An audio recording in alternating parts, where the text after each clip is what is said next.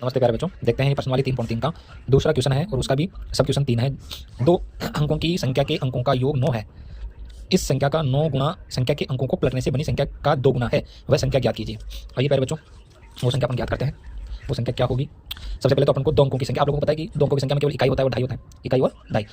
अब हम माना कि संख्या के इकाई का अंक मान लेते क्या है, माना कि यहाँ लिखता हूँ मैं, इसका आंसर लिखते हैं।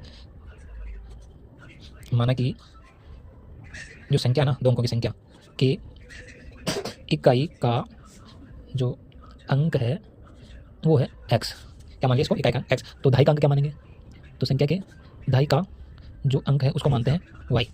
एक बात ध्यान रखना आपको, इकाई और ढाई, इकाई को अपन शुरू से पढ़ते हैं कि इकाई में एक मानते हैं, ढाई को 10, यानी इसको 10 से गुणा करेंगे तो अभी संख्या हमारी क्या बनेगी? हमारी जो संख्या प्राप्त होती है तो संख्या क्या हो जाएगी? तो संख्या क्या बनेगी? संख्या बनेगी हमारी, क्या बनेगी? इकाई का अंक तो ढाई का अंक इसमें 10y प्लस इकाई का अंक x, ये हमारी अभिष्ट संख्या बनती है। मान लो संख्या क्या है? दो अंकों की संख्या है जिसमें इकाई का अंक x है, ढाई का अंक y है।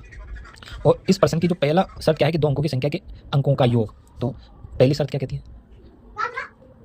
पहली शर्त के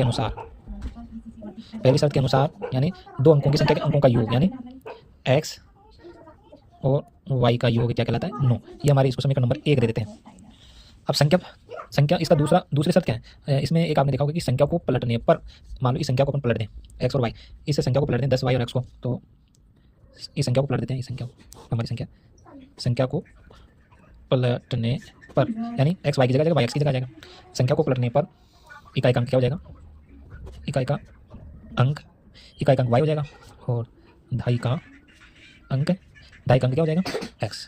और जो हमारी संख्या बनती है, अब जो हमें संख्या प्राप्त होगी वो संख्या प्राप्त होगी 10x प्लस y प्राप्त होगी। हमारी जो संख्या पलटने पर क्या बनी? 10x plus y। अब हमारी इसमें एक और शर्त है, पहली शर्त तो ये थी, अब दूसरी शर्त क्या है इस सवाल की? दूसरी शर्त के अनुसार, दूसरी शर्त कह रही है कि संख्या को पलटने पर बनी संख्या, ये वाली संख्या 2 गुना है, मतलब इस संख्या का,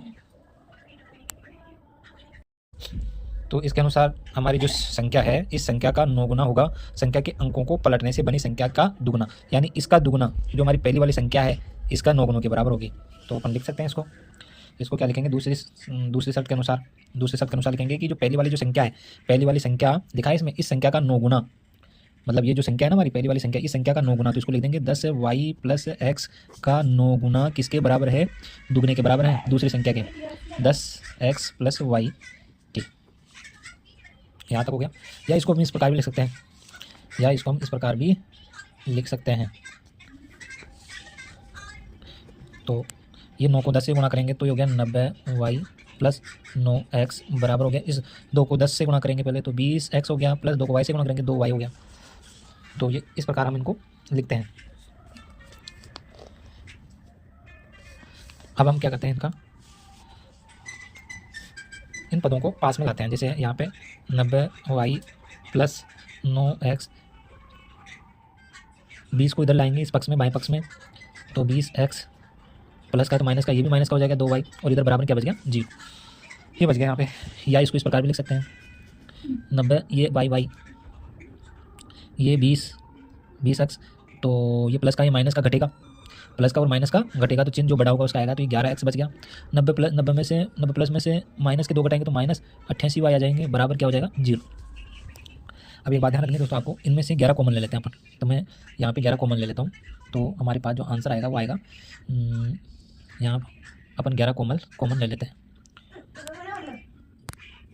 माइनस नहीं, इसमें केवल 11 कॉमन ले लेते हैं, तो ये बच गया हमारे पास, हाँ माइनस का नहीं, ये तो हमारे पास प्लस का बचा ना, सॉरी, ये 90 प्लस का था, माइनस का था, प्लस का बचा था, हम 11 कॉमन ले लेते हैं, तो यहाँ पे क्या बचेगा? x, और ये माइनस भाग देंगे प्लस में तो माइनस हो जाएगा, और ये 8 बार जाएगा, और यहाँ पे x बचा, और यहाँ पे 8y 88 बराबर 0। अब ध्यान रखो दोस्तों, अगर मैं इसको इस प्रकार भी लिख सकता हूँ कि x माइनस 8y, ये 11 इधर आ जाएगा 0 के, आपको पता है गुणा होती है तो ये किस में आ जाता है? भाग में आ जाता है, तो इसका मान तो वैसे ही 0 आया।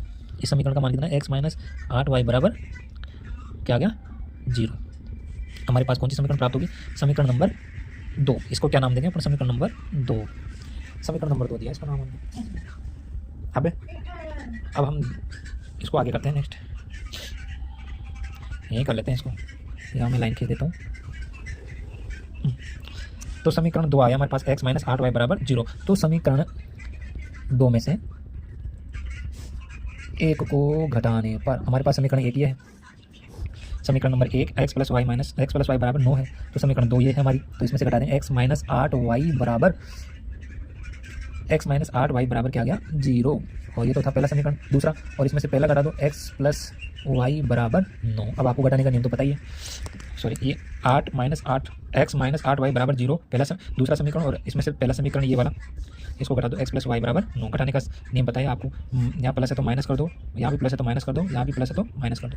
अब 0 में से 9 घटाएंगे, 0 ये माइनस का, ये प्लस का, ये माइनस का, ये प्लस का, प्लस माइनस घटता है, तो 0 में से 9 घटाए तो माइनस का 9 आ गया।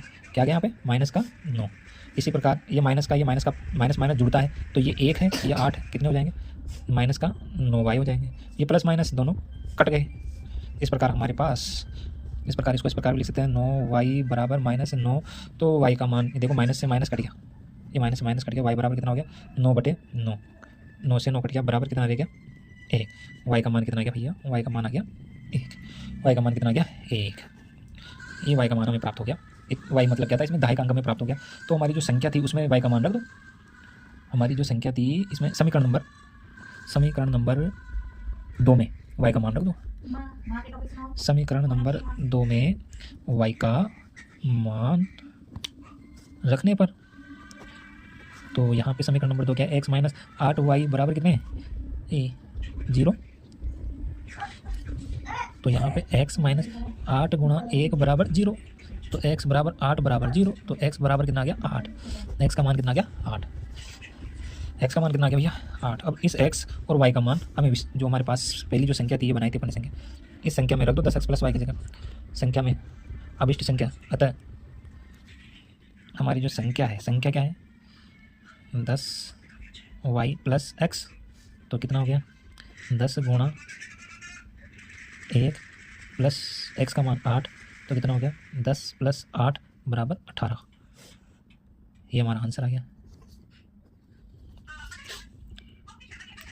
वीडियो में आपको मैंने प्रश्न वाली 3.3 का दूसरे का तीसरा हल बताया, इसको ध्यान से समझें। वापस वीडियो देख के आप लोगों को इसको बार बार अभ्यास करना है। धन्यवाद।